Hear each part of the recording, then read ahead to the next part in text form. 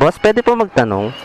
Sir, ang problema sa tambucho ko, parang may tunog lata. So, stock? Tanggal yung ano na, di ba? Ingay ng tambucho natin mga idol. No? Alright, so what's up guys? Good afternoon sa inyong lahat. So this is JP Moto Vlog. Again, so pupunta nga pala ako sa paggawaan ng tambucho.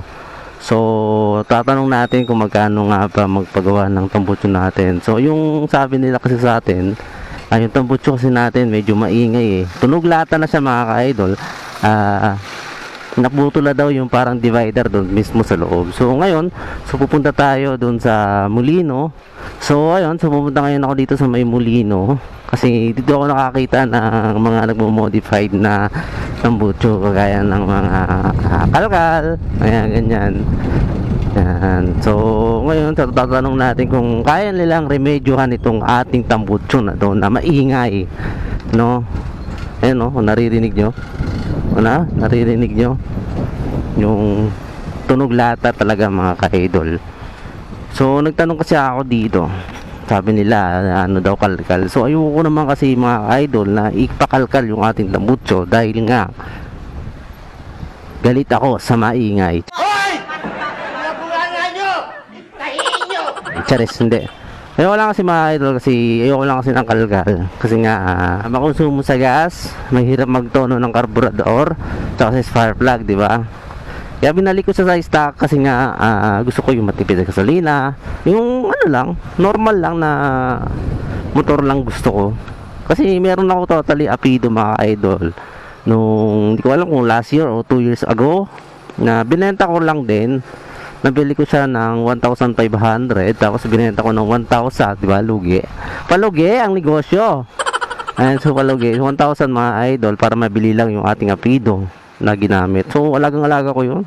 So alagang-alagang apido na yun, no. Hindi ko alam kung anong version siya eh, no. Kung version 2, version 3.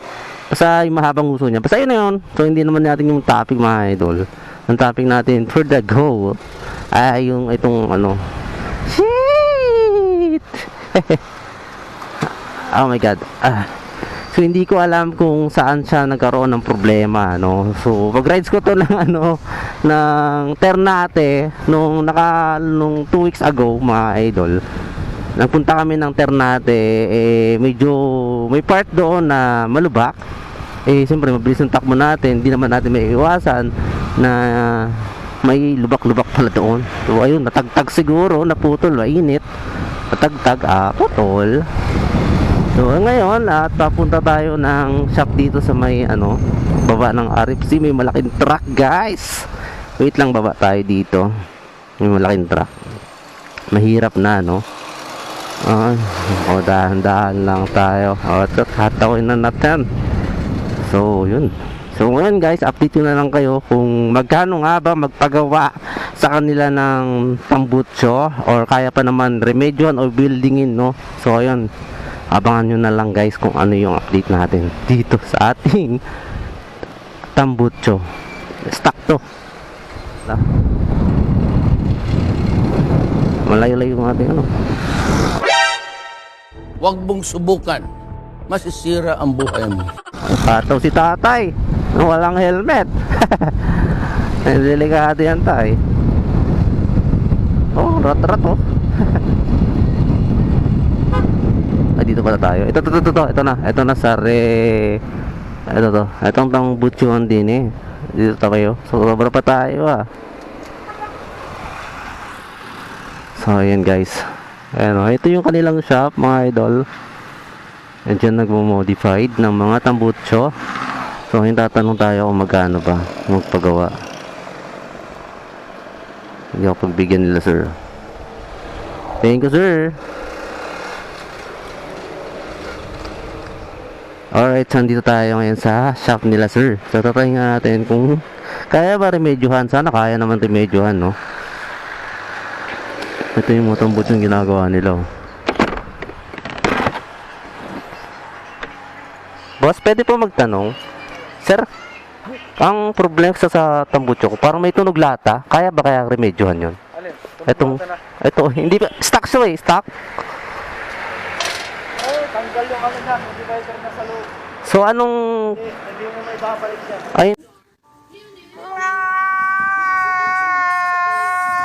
Ay, hindi mo ka. Ano yung pinaka magandang ano dyan? Magandang talaga ano yan. Kalkal. Pero yung, ang tunog niya? Parang ano na, chicken bite. Ah, yun lang. Ayoko nun. Ganun. So, kailangan ko magpalit ng ano, no? Ng bagong tambutso.